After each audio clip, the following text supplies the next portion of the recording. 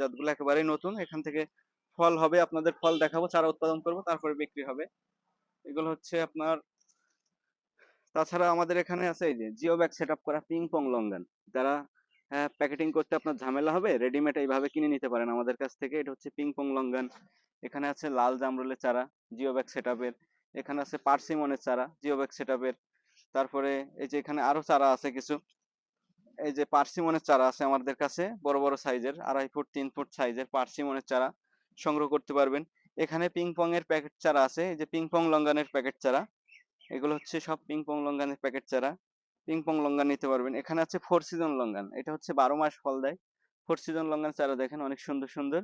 এখানে রয়েছে আমাদের নাগপুর সান্ট্রা কমলা চারা, এটা হচ্ছে নতুন একটা জাত।